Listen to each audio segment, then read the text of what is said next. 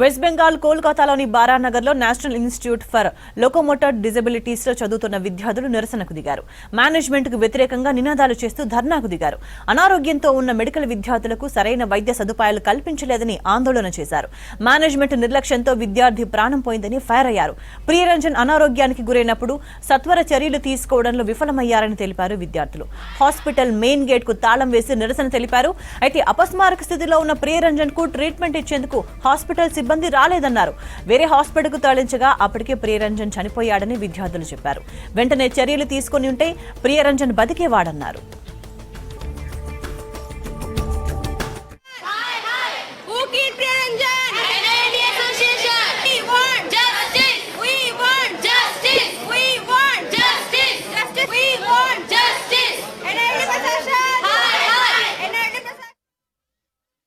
तो देखिए, हमारा मेन प्रोटेस्ट इसलिए है कि हम एक हॉस्पिटल सेटअप में काम कर रहे हैं, हम एक नेशनल इंस्टीट्यूट में काम कर रहे हैं। यहाँ पे हमारी सिक्योरिटी का क्या है? यहाँ पे अगर पेशेंट को कुछ हो रहा है, पेशेंट के देखने के लिए हम लोग हैं, लेकिन हम स्टूडेंट्स जो है हम यहाँ पे अपने घर को छोड़ करके आए हैं, अदर स्टेट से आए हुए हैं। हमारी सेफ्टी का क्या है?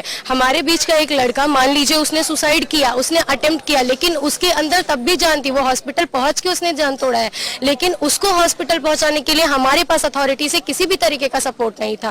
ना हमारे पास एक एम्बुलेंस है, ना हमारे पास एक ऑक्सीजन सपोर्ट है कि हमको उसको मतलब अगर हम लोग उसको फर्स्ट एड देना चाहते हैं तो हम नहीं दे सकते हैं। तो हम ये चाहते हैं कि हमारा सेंट्रल की तरफ से हमारे इमरजेंसी केयर के लिए हमें सपोर्ट दिया जाए। यहाँ पे एक एम्बुलेंस की व्यवस्था जरूर होनी चाहिए, साथ ही साथ हमें ऑक्सीजन सिलेंडर मिलना चाहिए। और अगर हमारे यहाँ कोई इमरजेंसी कॉज हो रहा है, क्योंकि हमारे पास इतने सारे स्टूडेंट्स हैं, 800 के करीब स्टूडेंट्स हैं, जिसमें से 500 के करीब स्टूडेंट्स यहाँ पे रेजिडेंशियल है, यहाँ के जो रह रहे हैं आकर के अपने घर को छोड़ के यहाँ पे रह रहे हैं, तो उनकी सिक्योरिटी भी तो हमें देखनी पड़ेगी। तो उनकी सिक्योरिटी के लिए हमारे यहाँ क्या हो रहा है? तो जो फंडिंग्स आता है वो जाता कहाँ है? स्टूडेंट का जब तबीयत खराब होता है, ये इसका कुछ और रीजन था जिसके वजह से उसने जो भी अनकॉन्शियस होकर वो डेथ हुआ, उसका रीजन कुछ और था।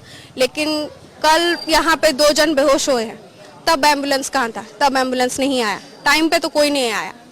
डॉक्टर जब चाहिए तब नहीं रहता है। इमरजेंसी 24 रहना चाहिए ना, कभी भी यहाँ पे हॉस्टल है, आप जाके देखिए फर्स्ट एड किट तक यहाँ पे नहीं है, कुछ नहीं है। हम लोग चाहते हैं कि जो कोई अथॉरिटी तो रेस्पॉन्सिबिलिटी लेना चाहिए।